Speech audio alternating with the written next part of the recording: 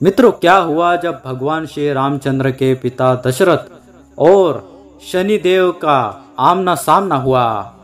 क्या परिणाम निकल कर आया? दोनों में कौन अधिक बलवान था? जानने के लिए वीडियो को पूर्ण देखें। यह कथा हमने स्कंद पुराण के नागर खंड से ली है। किसी समय ज्योतिष के विद्वानों ने राजा से यह कहा कि शनेश्वर ग्रह रोहिणी का भेदन करेगा और यदि ऐसा हुआ तो संसार में 12 वर्षों तक घोर अनावृष्टि होगी और सर्वत्र अकाल पड़ जाएगा।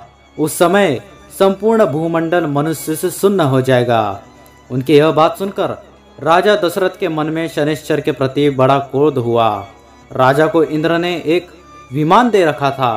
उसी पर बैठकर दशरथ ने शनिश्चर पर आक्रमण किया और अपने महाधनुष को खींचकर उस पर तीखे बाण का संधान किया तथा नीचे मुख किए स्थित हुए शनिश्चर के सामने खड़े होकर कहा, शनिश्चर, मेरे कहने से तुम रोहिणी का मार्ग त्याग दो, अन्यथा इस मंत्र प्रेरित दिव्यास्त्र से मारकर मैं तुम्हें यमलोक पहुंचा दूंगा। उनकी यह भयानक बात सुनकर शनेश्वर देव को बड़ा विस्मय हुआ और वे बोले, महाभाग, तुम कौन हो जो मेरा मार्ग रोकते हो? यह मार्ग तो किसी के द्वारा गम्य नहीं है। देवता और असुर भी यहाँ नहीं आ सकते, फिर तुम कैसे चले आए?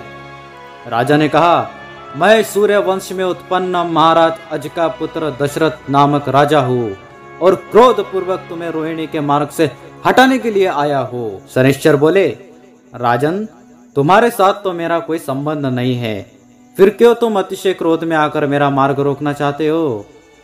राजा ने कहा, अभी अभी ज्योतिषियों ने मुझे बताया है कि तुम शनिश्चर रोहिणी चक्र का भेदन करने वाले हो और यदि तुमने उसका भेदन कर दिया तो इंद्र वर्षा रोक देंगे।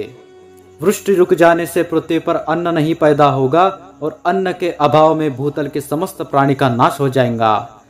जब सब प्राणियों का नाश हो जाएगा तब यज्ञ कौन करेगा? अग्निहोम आदि संपूर्ण क्रियाएं पृथ्वी से उठ जाएंगी और ऐसा होने पर प्रलय मच जाएगा। सूर्य नंदन, इसलिए मैंने तुम्हारी राह रोकी है। शनिदेव बोले, बेटा, अपने घर को लौट जाओ। इच्छा हो तो मुझसे भी कोई वर मांग लो, मैं तुम्हारे पराक्रम से संतुष्ट हूँ। मैं अपनी दृष्टि से जिसे देख लूँ वह भस्म हो जाता है, इसलिए अपनी दृष्टि सदा नीचे किए रहता हूँ। तुमने प्रजा वर्ग के रक्षा के लिए मेरे भय को त्याग दिया है, अतः तुम्हारे लिए मैं रोहिणी का भेदन नहीं करूँगा। राजा ने कहा, शनिदेव, आपका दिन प्राप्त होने पर जो मनुष्य अपने शरीर में तेल लगाता है उसको अपना दूसरा दिन आने तक आप कभी पीड़ा न दे।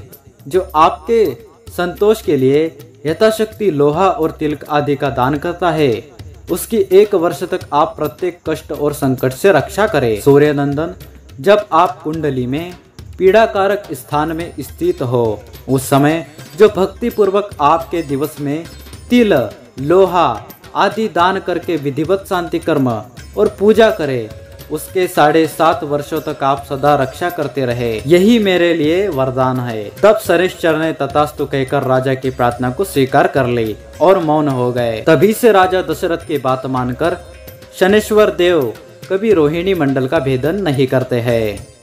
इस प्रकार मैंने आपको यह बताया कि राजा दशरथ कितने बलवान थे और महान थे और शनिदेव से मिलने वाली पीड़ा का नाश किस प्रकार किया जाता है, यह भी आपको इस वीडियो में बता दिया।